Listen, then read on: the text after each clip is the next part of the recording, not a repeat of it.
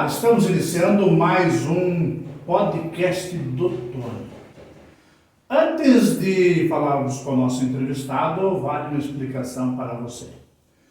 No início da ideia deste podcast, a gente utilizou o nome All News, o podcast do Tony. Ocorre que o podcast começou a ser conhecido pelas pessoas de Caçador e da região como o podcast do Tony. Então, nós optamos por alterar o nome do podcast para justamente este, o podcast do Tony. Aproveito a oportunidade para agradecer a audiência, sua, minha amiga, meu amigo, você que está sempre conosco, e você sabe que aqui nós trazemos sempre pessoas que têm algo a dizer para a população de Caçador, população da nossa região, de todo o estado de Santa Catarina. Nós recebemos no programa de hoje, vereador de Caçador, pelo União Brasil, Leandro Salchuk. Bom, quem vai falar sobre sua vida e quem é o Leandro é ele mesmo. Leandro, o microfone é aberto para as suas considerações iniciais. Antônio Correia de Jesus, né, meu amigo, grande Tony, uma satisfação estar aqui na sua casa, no seu estúdio, onde o Agora SC produz e atualiza as informações de Caçador de toda a região. E quando a gente é convidado por um colega de profissão, é sempre uma honra. Eu faço questão de estar presente. Ele falou, quando que fica bom para você? Eu digo, quando fica bom para você, meu amigo. Afinal de contas, é uma honra, né? Você trabalha com tempo, tempo é dinheiro, e a gente precisa sempre fazer o nosso melhor em tudo que a gente fizer, tanto na política, quanto no jornalismo, quanto na nossa vida pessoal, também na nossa vida espiritual, na matéria, nesse e outros planos. A gente hoje veio falar um pouquinho desse trabalho, né, Tony, que é o Transcendência Cósmica, um livro voltado ao autoconhecimento, aborda muitos temas. Eu digo que eu não sou, né, o Leandro, como você me perguntou, quem é? Eu estou o Leandro porque nós não somos daqui, nós estamos de passagem por esse plano, né, e acredito que a gente é um ser espiritual vivendo uma experiência terrena. E quando a gente começa a estudar outras culturas, a nossa ancestralidade, né, o cosmo, o macro, o micro aqui nessa mesa, se a gente pegar uma lupa, um microscópio, vai aparecer mini-mundos, e acima de nós vai ter outros milhares e milhares de galáxias e outros mundos. Então a gente se sente muitas vezes, quando olha para cima, um nada tão pequeno, e a gente sofre por tão pouco, né? Medo, trauma, fobia, depressão, ansiedade, tanta coisa que a humanidade vem tendo que lidar, e isso acontece infelizmente, em todas as áreas. Pessoas do mais alto ao mais baixo escalão, muitas vezes, veem como alternativa, né, tirar a sua própria vida, porque não aguentam a carga. E principalmente nós que estamos na vitrine, que damos aí a cara a tapa, que nos expomos, que buscamos mudar a nossa realidade. Claro, nós sabemos que está acontecendo uma guerra lá no outro lado do mundo, mas também nós temos uma guerra aqui. E lá dizem que é Guerra Santa, eu não compreendo muito esse termo Guerra Santa. De santa não tem nada, né? A única coisa que o ser humano aprendeu com as guerras é que ele não aprendeu nada, né? Que se existe uma guerra é porque está tudo errado, independente de um lado ou de outro, né? Ninguém está certo lá. E são justificativas que nada justificam. A vida acima de tudo, né? Acabei de vir do hospital mais cedo de Caçador, né? Eu, felizmente, hoje recebi a mais triste notícia que um ser pode receber, que é a passagem do ente querido, ainda mais uma criança, no 8º mês de gestação, e isso nos entristece muito, né? Eu estou falando aqui do hospital, porque a minha irmã estava sendo atendida ali hoje, e não foi culpa do hospital, não quero culpar aqui um profissional, mas a falta de uma UTI neonatal, mais uma vez, bato muito nessa tecla como homem público, como pessoa que foi eleita para representar a população. Hoje eu estou realmente, novamente sentindo a dor, a tristeza, a angústia e a revolta, muitas vezes, pela falta de ter aqui uma UTI neonatal, de ter que se deslocar uma pessoa. Minha irmã hoje foi de ambulância, né, para Florianópolis, 8 horas de viagem, buraco, trânsito, né, correndo risco de vida para ir lá retirar o bebezinho e pedir a Deus, né, Mané, que volte. Mas eu já tenho acompanhado muitos casos tristes. Ontem nós tivemos também uma notícia que deixou muitos caçadorenses com o coração partido, né, a passagem de uma jovem de 34 anos, né, que estava em trabalho de parto e teve complicações, veio a falecer. O bebê sobreviveu, mas a mãe deixou 3 filhos. Então, o momento que era para ser de alegria, de comemoração, de festa, né, virou um momento de tristeza, de dor, de sofrimento, de revolta, uma mistura de sentimentos. E ao mesmo tempo, né, a gente volta o nosso pensamento ao divino, ao Altíssimo, e pede que acalme o nosso coração, que conforte o coração das pessoas. E a nossa luta é diária, né, Antônio? Você sabe, quando você noticia um acidente, quando você noticia a morte de um ente querido, né, não é atrás de like, ninguém está buscando aparecer, nós buscamos mostrar o problema e também buscar a solução. Esse é o nosso trabalho no jornalismo e é o meu trabalho também na política. Eu particularmente, quando tenho que dar uma notícia dessas, eu sofro junto. A gente se envolve, né? E nem sempre é só com pessoas. Às vezes é com um animal. Como sofri há poucos dias quando meu animalzinho de estimação partiu.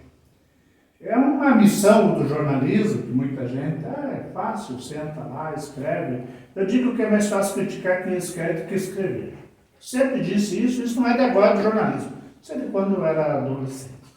Mas tudo bem, faz parte.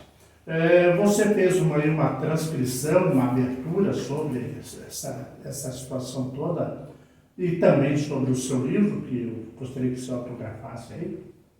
E muita gente pode trocar o nome e as pessoas têm todo o direito de fazer. Para mim é Deus. Uns dizem ser supremo, outro poder divino. O nome a mim não interessa. Para mim a consciência é de que existe um ser superior. E eu, dentro das minhas convicções, preciso acreditar nisso para que eu tenha uma vida, digamos, um pouco mais leve. Mas, Leandro, a pergunta que algumas pessoas fazem, e eu mais ou menos sei, mas as pessoas querem saber. Você é caçadorense? Você estudou onde? Como é que foi a tua vida até chegar na política? Bom, eu sou natural de Caçador, eu nasci aqui, de uma família humilde, eu digo sem posses, mas com muita riqueza no coração. Sempre recebi muita atenção, muito amor. Fui criado pelos meus avós, então o meu vô, que eu chamei de pai e ainda chamo, ele já não está mais nesse plano, foi o último ferreiro de Caçador, né? Trabalhava com rodas de carroça, fazia carroça, ponção, talhadeira, e eu tive a oportunidade desde criança poder acompanhar ele na ferraria, né? E isso sempre me trouxe um estímulo do fazer, do realizar. Há um tempo atrás, Tony, eu recebi uma ligação de uma moça lá do Mato Grosso, dizendo que ela tinha o sonho de conhecer o pai dela, e morava em Caçador. E nessa conversa ela me ligou se eu podia ajudar. Eu pedi, mas quem é? Você tem um nome? Ela disse, olha, ele era um pintor aí, o nome dele era Noinho. E coincidentemente eu trabalhei com esse Noinho. Eu disse, mas eu conheço. Ela, pelo amor de Deus, me passa o contato. Eu fui na casa do Noinho, né, sem levar essa informação para ele no outro dia. Disse, olha, Noinho, por acaso você não tem uma filha? Tenho uma filha que a mãe levou embora lá para o Mato Grosso. E hoje, graças à tecnologia, eu liguei para ela e fiz uma transmissão de vídeo de um celular e coloquei ao vivo os dois. Então ela lá do Mato Grosso, ele aqui, os dois se emocionaram, né, e combinaram de se encontrar. Ela veio morar aqui com o pai. E depois que terminou a live, ele muito emocionado, ele falou assim, agora deixa eu te mostrar uma coisa. Vamos lá no porão de casa. O que ele vai me mostrar? Nós descemos lá e ele me entregou, né, um pezinho de cabra. Ele disse, você lembra desse pezinho de cabra? Eu não lembro. O que você fez para mim quando você tinha 8, 9 anos? Que é um pé de cabra que você fez para me tirar aqueles preguinhos da parede quando ia pintar os rodapés. Menorzinho. O pequenininho. Eu disse, nossa, mas que satisfação, né? Eu pegar um material que eu fiz há 30 anos atrás. Então isso me recordou a época que eu aprendi, né, alguns ofícios com meu avô, desde fazer, né, a tempra na talhadeira, no ponção, no barro e também no óleo queimado, né? Coisas que a gente leva para a vida. Mas eu sempre tive essa paixão pela comunicação, eu sempre fui um apaixonado, principalmente pelo rádio. Eu me lembro que aos 7, 8 anos, eu ouvia de madrugada a Rádio Globo, né? Eu mais criança ainda, com 6 anos, eu ouvia o programa era tipo um programa da praça, que tinha a velha surda, tinha o burroso, né? A minha mãe também contava histórias do Zé Bétio. Globo do Rio? Na Globo, eu ouvia de madrugada quando era criança e adorava, eu ficava imaginando como é que eram aqueles personagens. A minha mãe falava também que ela ouvia o Zé Bétio e quando terminava o programa ele falava: coloca o rostinho no rádio, a menina bonita, que agora o Zé Bétio vai dar um beijo. Daí ele dava Zé Bétio era do São Paulo. Zé Bétio, eu gostava muito de um cara que eu admirava e tinha uma comunicação parecida com a dele, que era o Eli Correia. Oi, gente! Né? O Eli Correia com aquele programa Que Saudade de Você. Eu me inspirei muito em Eli Correia nos meus tempos de rádio, um pouco mais tarde que você. Mas eu me inspirei. Eu do rádio antigo, você aí que tem beirando de 60 como eu, talvez um pouquinho menos, Darcy Fagundes, Teixeirinha, Zé Bétio, Altieres Barbeiro, Eli Correia, o grande narrador de futebol, Fiore Giliotti, o grande narrador até hoje narrando Oscar Ulisses, Luiz Penido, Rio de Janeiro. Nossa! Anse nós só falar de rádio, que nós passamos o dia aqui falando de rádio. Mas qual escola você estudou aqui em Caçador? Olha, eu estudei. Eu fiz a quinta série, eu fiz umas 3 vezes mais ou menos, né? Eu estudei, a primeira escola foi o Dante Mosconi, que eu ia sozinho, né? Depois do Dante eu fui estudar lá no Henrique Júlio Berger. Do Berger eu estudei no Irmão Léo, quando era na FEARP ainda, porque era pertinho de casa, era uma quadra, né? E aonde mais? Depois fiz o Posiveste. Você foi quase um aluno turista. Pois é. Graças a Deus tive várias experiências aí nas escolas e sempre gostei de estar junto com as pessoas, de estar na comunicação, mas eu comecei a ser... E no rádio, você trabalhou aqui na rádio Caçanjurê na época? Sim, a rádio Caçanjurê caiu no colo, assim, né? Eu sempre gostei de rádio, mas eu trabalhava na Reunidas, dos 14 anos até os 16, eu trabalhei na empresa Reunidas, eu fazia a linha Caçador a Lages. Cobrador de ônibus, né? Até então tem muita história legal na Reunidas, mas foi aí que eu conheci o seu Carlos Henrique, o Bolinha, o Mark Fiuza, né? Um grande conhecedor da comunicação, e ele gostou da forma como eu tratei ele, mais uma vez, né? A comunicação, o sorriso, o meu jeito, e falou assim: você não quer trabalhar na rádio? Eu vou arrumar um emprego melhor que esse de cobrador para você. Eu disse: mas eu não quero, né? Eu gosto de ficar viajando, eu gosto de ficar limpando o ônibus sujo de vômito quando chega. Quer dizer, gostava ou não gostava, né? Mas essa era a única parte ruim de cobrador, era ter que limpar o ônibus. E achava de tudo. Eu já achei dentadura. Casca de bergamota. Meu Deus do céu, rapaz. Mas quis a vida, né? Assim, 2 meses depois, né? Eu acabei saindo da Reunidas. E eu saí ali do morro da Reunidas e vim direto aqui na Rádio Caçanjurê. E falar com ele, disse: o senhor lembra de mim? Aí ele, o fardado, né, com a roupa de cobrador, disse: como é que eu não vou lembrar, gurizinho? Veio trabalhar? Eu disse: vim trabalhar. E comecei na sonoplastia da rádio. Na época não tinha CD ainda, né? Isso em 97 para 98. Aos 17 anos eu comecei na rádio e fiquei aí um período de 3 anos. Usava os VMDs, aquelas o VMD bem depois, né? Bem depois. Ainda na época a gente trabalhava... Eu sou do tempo daquele rolão grande. Com a Kai, né? Com a Kai. Aparelho japonês. Tascam, era bem complexo, porque tinha que recortar onde parava a fita. Para montar comercial. Luizinho do Caçanjurê, que eu digo que passou por todas essas fases. Luizinho que era o sonoplasta, o CPA, né? Centro de Produção de Áudio. E os grandes locutores da época? Aqui, então, na época nós tínhamos o meu professor do jornalismo, que foi com que me fez se apaixonar pelo jornalismo, o seu Joair dos Santos Lima. De saudosa lembrança. Grande Joair. Nós tivemos aí Mário Salgueirosa, um grande comunicador da manhã. Conheci de nome. O Elcio José. que era um comunicador da tarde, né? Na época eu gostava muito, ainda gosto, né?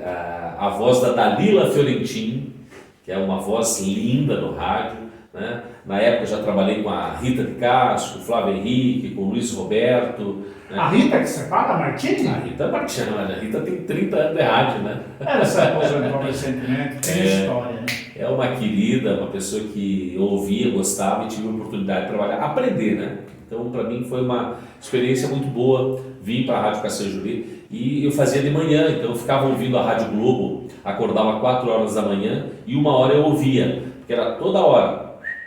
Rádio Globo, Globo no ar. E aí me inspirava e vinha e usava a vinhetinha da Caçanjuri. Queria fazer uma Rádio Globo, uma rádio dinâmica com o que nós tínhamos na época, né? Era muito precária, o material de áudio, trilha, mas mesmo não assim... se comparava, né? Não tinha, né?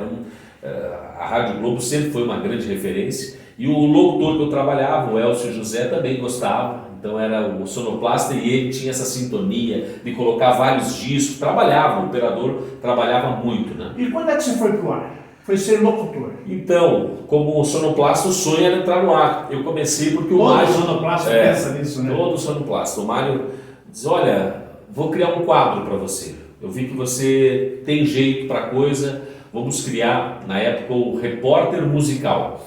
Então eu saía com um toca-disco, um toca-fita, né, um gravador na época, entrevistava as pessoas e aí corria para a rádio, levava para o CPA jogava para o ar e... Já era Luizinho no CPA? Já era Luizinho. Então esse meu trabalho como repórter começou lá com 16 anos, 16 para 17 anos, e na época as pessoas já me conheciam, né? Então elas me viam, uns corriam, uma vez uma mulher quase foi atropelada, porque ela me viu andando no mesmo lado da calçada, ela saiu correndo, o carro quase atropelou ela, não! Ela falou assim, você vai me entrevistar, eu não vou falar. Eu disse, não vou te entrevistar. E os tempos passaram e o problema continua. Muita gente que foge quando vê, hoje não é mais um gravador, hoje é um celular ligado na live, né?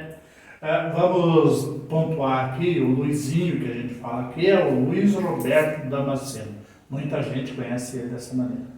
Mas e aí, Leandro, você trabalhou só na Caçanjuri ou saiu conhecer novas emissoras, trabalhou em outras emissoras? Então, né, eu me senti, eu sempre falo, né, falo sem medo, porque não tenho porquê.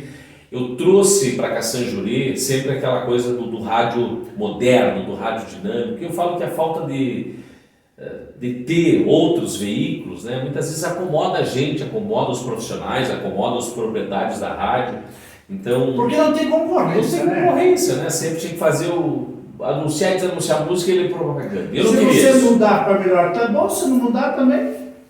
Aí eu coloquei um quadro, nessa época, quando nem carro eu tinha ainda, tinha menos de 18 anos, o Corrente do Bem, uma forma de ajudar as pessoas. Aí começou a Corrente do Bem, então isso tem mais de 25 anos. Eu me lembro que começou a chegar na rádio, cesta básica, o pessoal vinha trazer medicamento, e eu tinha dificuldade para levar, então as pessoas vinham buscar quando precisava e quando era muito carente, uma vez eu saí nas costas levando uma cesta básica lá no estádio, isso não vai ter condições, né?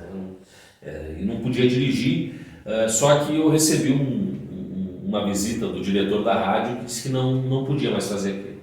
Na época eu tinha que levar lá para a assistência social essas pessoas, que a função do rádio não era ajudar as pessoas, né? Sempre foi, né? Comunicação e que era para mim tirar aqueles quadros. Mas eu acabei de colocar os quadros, então tira que aqui você é para anunciar e desanunciar música e fazer propaganda. Eu fiquei muito triste com isso e nessa semana eu pedi para me desligar da rádio. Uma grande paixão, eu disse, mas eu não quero mais, se eu não posso fazer o que eu gosto, que é ajudar as pessoas, isso como adolescente, eu sempre tive esse envolvimento com a comunidade. Eu saí, eles me deram conta, como eu pedi, e naquela semana eu fui convidado a ir à Concórdia com 2 amigos, a gente foi para lá, num local, num evento, e eu disse, vamos posar aqui que amanhã eu quero ir nas rádios aqui para vender meu trabalho. E no outro dia eu fui numa rádio, na primeira rádio que eu fui vender vinheta, eu disse, eu vou virar vinheteiro, o homem vinheta. Vinheta é aquelas chamadinhas, né, para quem não conhece. Eu cheguei na emissora, o proprietário da rádio estava lá e falou assim, mas quem que grava essas vinhetas? Não, sou eu mesmo. tenho mais uma equipe de locutores. Tinha nada, só tinha eu, né? Então vamos lá ouvir tua voz, quero ouvir como é que é no ar. No estúdio. No estúdio. No CPA. E a gente foi lá, ele pediu para gravar uns comerciais, pediu para gravar uns vinhetes e falou, você não quer vir trabalhar comigo? Eu disse, olha, dá para se pensar, de repente, né? Mas nunca tinha ido tão longe. E aí eu já morei em Canoinhas também, que faz parte do grupo, fui lá quebrar um galho, fiquei 1 ano lá em Canoinhas, depois voltei. E daí depois fui morar em Concórdia, eu fiquei 10 anos na cidade de Concórdia. Lá o rádio é bem diferenciado, viu? Lá tem umas 6 emissoras, lá o pessoal faz sorteio de casa com carro na garagem, com eletrodoméstico, pra você ter uma ideia como é que é os sorteios das rádios lá de Concórdia. Essa rádio que eu trabalhei, a rádio atual, foi a inovação no rádio. Eu não tocava sertanejo. Hoje a atual FM, além do rádio, é muito forte no site de notícias, né? É quase que uma referência regional. A gente na imprensa, eu pelo menos, não sei se os companheiros utilizam de expedientes parecidos, eu vejo bastante sites, sempre estou olhando. Eu fui a segunda voz no ar da Atual FM, porque na época ela era transmitida pela Rádio Líder de São Paulo, era uma rádio rock e não dava lucro para a emissora. E o dono lá, o Dr. Jairo Prado e o Felipe Prado, né, falavam que queriam fazer uma rádio popular. E na época não tocava sertanejo, e a rádio começou tocando sertanejo, foi abraçada pela comunidade, líder de audiência nesses 10 anos que eu trabalhei lá. A gente foi líder de audiência com a concorrência feroz de todas as outras rádios, Rádio Rural, Rádio Aliança, 96 FM, mas valorizando o profissional, valorizando o ouvinte. Eu não estou aqui descredibilizando nenhum, mas a falta de concorrência muitas vezes... eu quando vim para Santa Catarina, cheguei numa emissora, não vou dizer onde foi, e com uma proposta de bandinho, música gaúcha, e falaram que isso não toca aqui, isso não vende aqui. Ah, me dá uma chance. Eu trabalhava das 6 às 8 da manhã, me dá uma chance de eu rodar isso aí uns 15 dias para ver.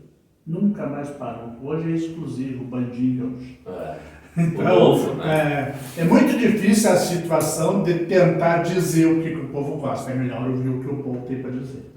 Mas, Leandro, e aí essa história toda, locução? Você morou em Balneário Camboriú? Morei em Balneário 5 anos. Trabalhei numa grande emissora que foi um sonho, né? Que quando eu estava em Concórdia, o Carlos Henrique Marques Fiuza foi embora aqui da rádio depois dos 4, 5 anos e me ligou de Balneário. Ô, Chuck, tudo bem?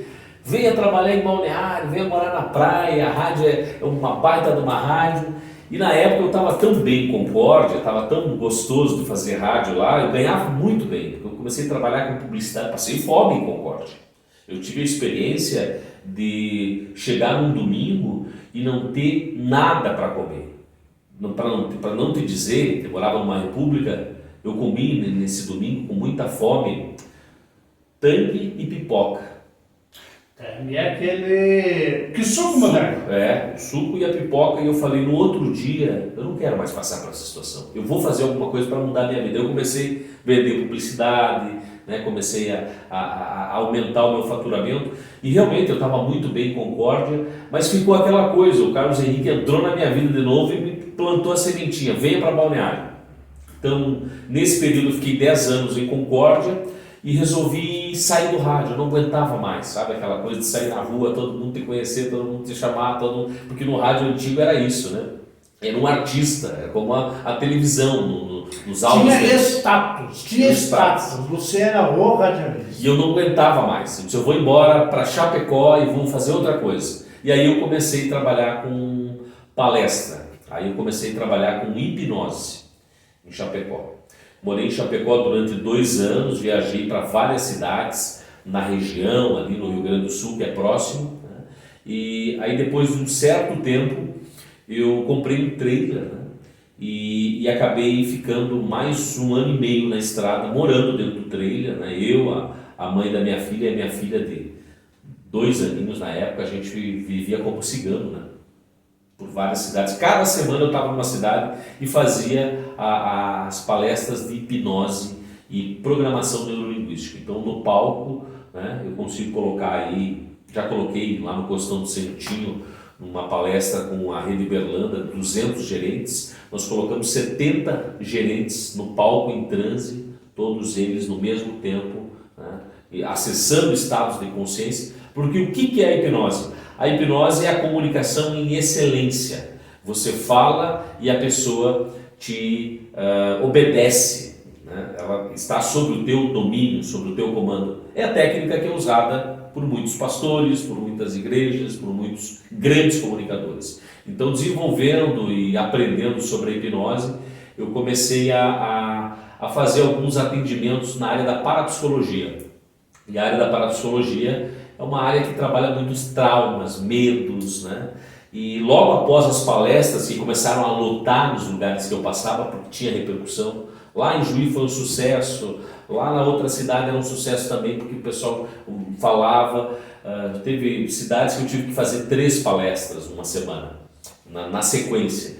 E no outro dia no hotel era muita gente me procurando, mas aí as pessoas confundiam a questão da hipnose com a questão da espiritualidade. Elas vinham para trazer, né, problema, queriam saber de outras vidas, queriam que eu fizesse trabalho espiritual. Nunca fiz trabalho espiritual, não faço, não tenho nada contra quem faz. Eu acho que se você fizer algum trabalho, você vai ter algum resultado. Se for um trabalho bom, vai ter um resultado bom. Se fazer um trabalho ruim, vai ter também.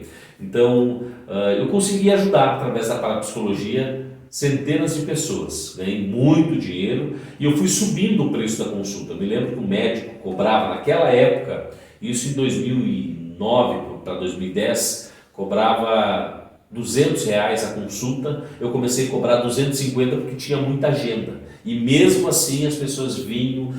Eu começava das 8h30 da manhã e ia até 10h30 da noite atendendo. Era 1 hora o atendimento, uns duravam um pouquinho mais, outros menos, mas aquilo já estava me afetando, já não estava mais gostando de fazer. Apesar de gostar de ajudar as pessoas, eu disse que eu queria parar com aquilo. Que foi aí que eu fiquei um tempo, né? É uma carga emocional, uma energia muito pesada. De chegar, gente, para mim, Tony, uma moça lá, uma senhora, dizer, olha, eu lembro aos 6 anos de idade, o meu pai deu 3 tiros na cabeça da minha mãe na minha frente, eu não esqueço mais essa cena. A pessoa começa a chorar e ela começa a lembrar, eu quero que você tire isso da minha cabeça, eu quero que você me ajude.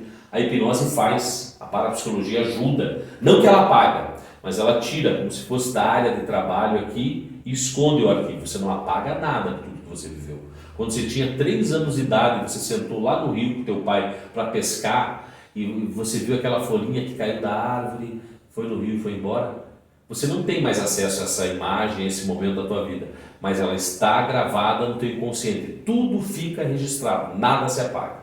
Então a gente conseguiu, através da ciência, do estudo, da comunicação, ajudar muitas pessoas, mas aquilo já não estava mais me trazendo prazer em fazer, porque era muito pesado. E aí eu resolvi parar com a hipnose e voltei para o rádio. Aí um dia eu parei em Balneário, fazer uma palestra, fui na rádio lá e comecei na Rádio Menina a trabalhar. Fiquei 5 anos na Rádio Menina, uma experiência muito boa, né? Mas daí já morei em outras cidades, morei em Florianópolis, Tubarão, morei E quando é que bateu a saudade da Terra Amada e voltou para Caçador? Pois é, na verdade, eu sempre gostei de Caçador, eu sempre tive muito orgulho, em todas as palestras eu falava, né? Eu sou de uma cidade chamada Caçador, lá em Santa Catarina, e muito orgulho, mas Caçador é um nome forte, né? E eu fiquei solteiro, acabei me separando, né? A comunicação já não fluía mais com a mãe da minha filha. Quando acaba a comunicação, acaba tudo, né? Então a gente não conseguia mais se entender, e a gente viu que a gente estava fazendo mal para a gente e para a nossa filha, e resolveu se desligar.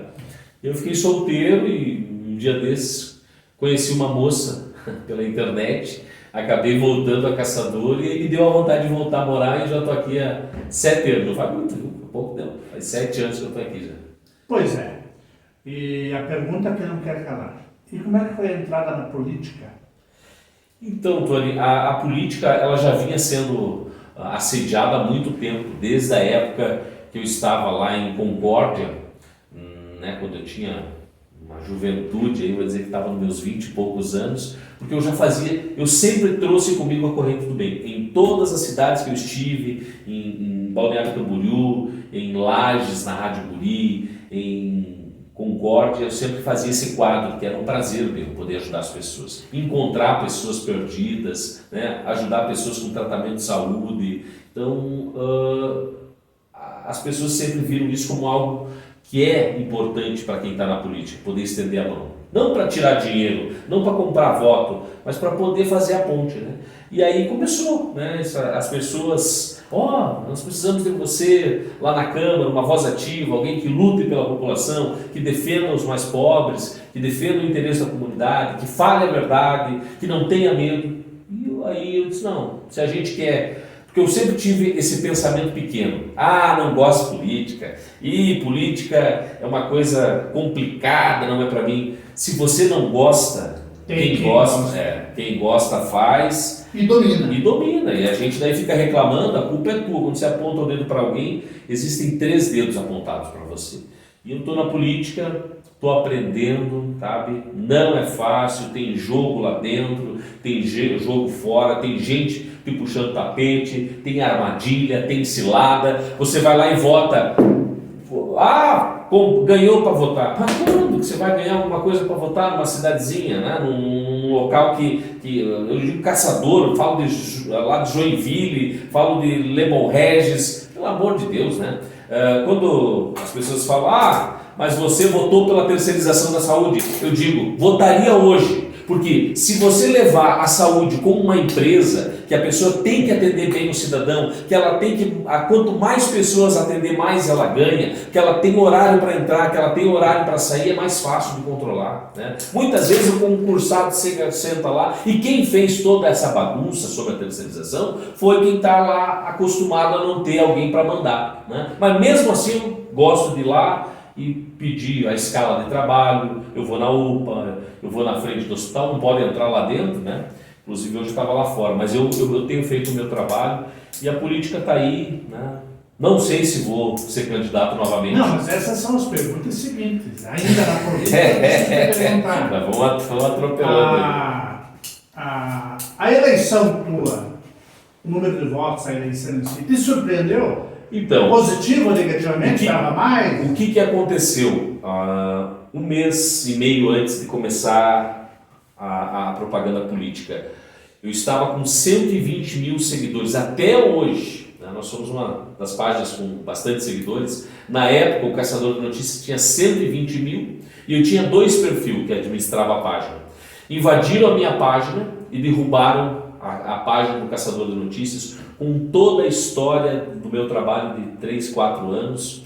Tem lá, eu fiquei o dia todo na Índio Condá fazendo a cobertura da Chapecoense, as carretas chegando. Estava tudo lá. Eu estava lá, perdi todo esse material. Então eu tenho certeza que foi um ataque político. Quando você fala das carretas chegando, você está falando do acidente trágico? Sim, eu fui lá fazer a cobertura, todo esse material. Acidente trágico, acidente da Chapecoense. Isso. Esse acidente que chocou o mundo, né?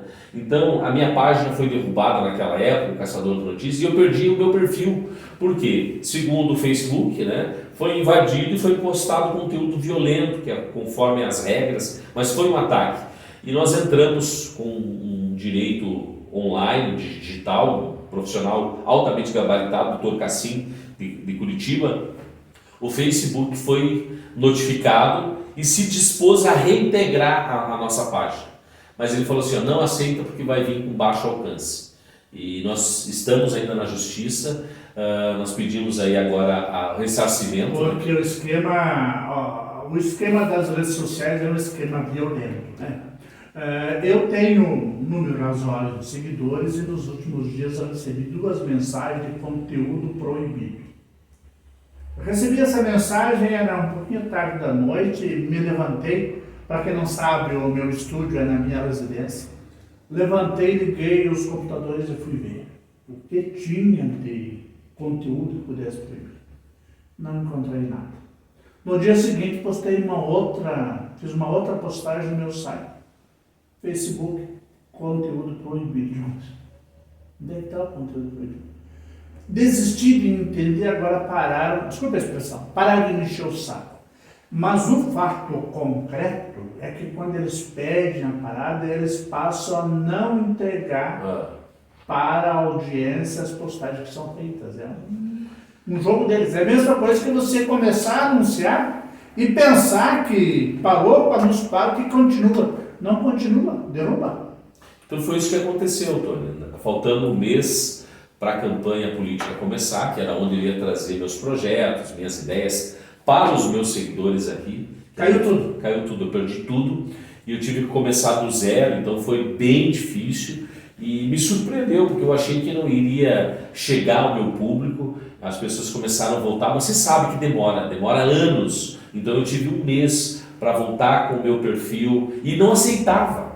Pra você ter uma ideia, o conteúdo foi tão forte, porque eu fiz vários perfis, Leandro Salchuk, Leandro Kleber, sou Salchuk, ele não aceitava, porque o meu nome ficou em restrição, e aí eu tive que mudar a letra do meu nome, tá? Para ter a oportunidade de criar um perfil, e eu coloquei o Salchuk com W, em vez com W, com U, Salchuk.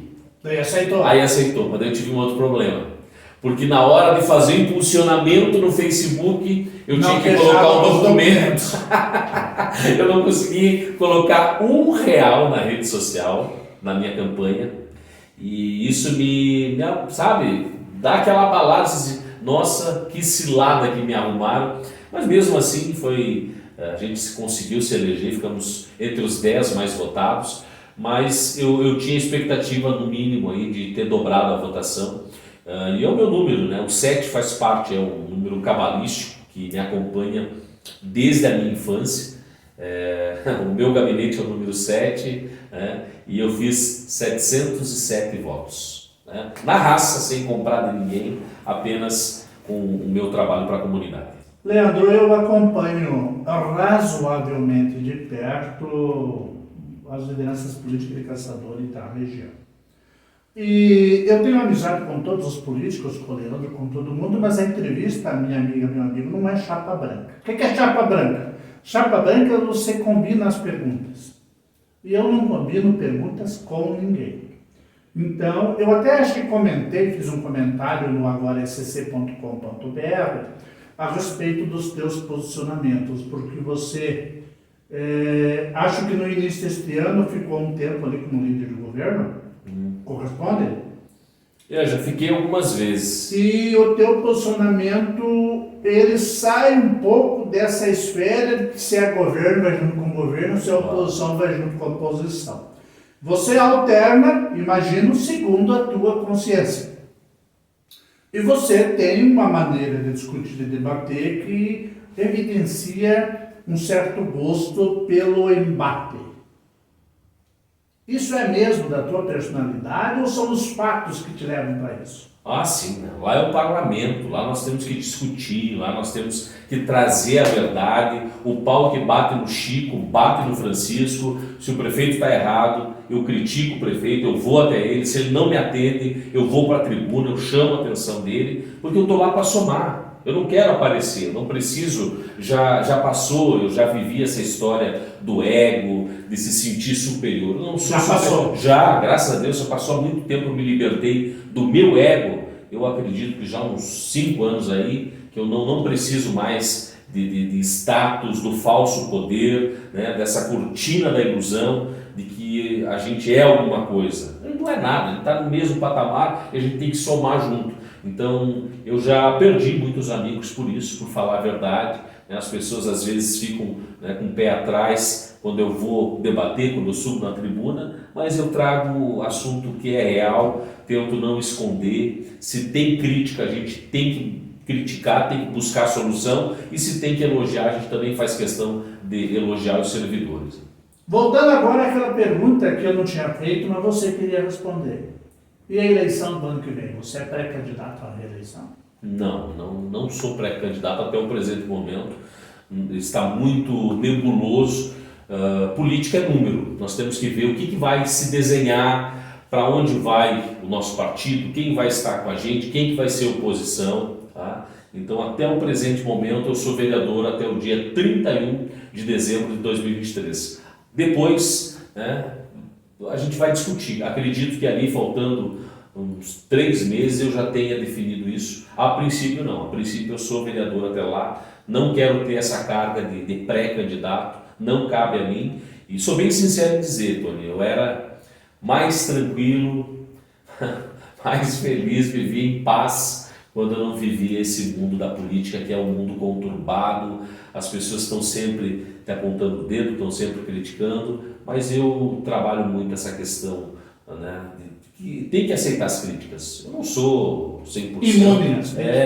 Então a gente não acerta tudo, a gente não agrada todo mundo, mas eu busco sempre fazer o melhor para a minha comunidade, para a nossa cidade. Bom, a outra pergunta vem ali quase que colada. Antes de ser um locutor, de ser um político, de ser vereador, existe o Leandro Salchuk, como o Tony Corrêa, pessoa. E quando você fala de pessoa, você analisa um contexto geral de alguns pilares. Quais são os pilares? É você ter onde morar, você ter o que comer, você ter como viver. E essas três coisas redundam lá numa coisa chamada financeiro. O que você ganha é suficiente para você levar uma vida dentro daquelas necessidades que você tem. E a pergunta é direta. A política, o mandato de vereador, melhorou a tua condição financeira ou piorou? Piorou. Hoje eu ganho muito menos do que eu faturava com a publicidade, porque a publicidade é um meio hoje onde você tem que usar muito da criatividade. Eu gosto de pensar, de inovar, de fazer. Eu cheguei a ter uma carteira aí com quase 50 clientes. Então você coloca aí 50 clientes, um ticket médio aí, no mínimo, de 600, 700 reais. Né? Então isso, claro, com mais pessoas me auxiliando, com mais gente me ajudando. Não é um trabalho só, né? Hoje eu tive que reduzir, o trabalho praticamente reduzido e né, eu alterno entre o jornalismo e a política, mas financeiramente hoje eu ganho no mínimo 3 a 4 vezes menos quando eu trabalhava só com a publicidade. Eu trabalhei muito tempo com produção de evento, né? Eu já cheguei a vender uma palestra a 8 mil reais, isso há 10, 15 anos atrás. Eu não estou falando para o Megavato, eu falo isso porque eu sempre quando eu fiz alguma coisa eu procurei me dedicar. Tenho aí um acesso à FCDL, que me contratou várias palestras, a grandes indústrias do Rio Grande do Sul, que nós queremos fazer o encerramento no final do ano contigo, palestra motivacional para colocar nosso time para cima, 10 mil reais para você ir lá e falar 2 horas. Não que o meu horário seja esse, mas eu me senti muito lisonjeado, então eu ganhei muito mais dinheiro fora da política e hoje eu faço política porque eu vejo que é uma ferramenta de transformação, né? É uma ferramenta que agrega para a minha família, para minha vizinha, para todo mundo da minha cidade, para todos os caçadores. Então, é o que nos move, essa paixão. Infelizmente, né, tem esse lado, né, que as pessoas acham que a gente ganha muito dinheiro na política. Né? Então, é um ledo engano. Né? Pode ser que para alguns seja bastante, mas pelo meu custo de vida hoje, né, para o meu operacional, não está sendo fácil, para falar a verdade. E há muita gente que acha que eu tenho dinheiro, as pessoas me pedem dinheiro, viu? Me manda dinheiro aí para me pagar meu gás. Não pago. Né? Se quiser, eu faço uma campanha para você. Eu vou te ajudar. Eu deixo de fazer o meu trabalho, vou lá na tua casa, vou lá mostrar a realidade. Conhecer. Saber. Já caí um monte de golpe por aí, de gente que não precisava, mas caiu uma vez só. Né? Erra comigo só uma vez. Então, geralmente, agradeço a Deus, faço minhas orações, pratico a minha espiritualidade, cuido, né, do meu lado, do eu,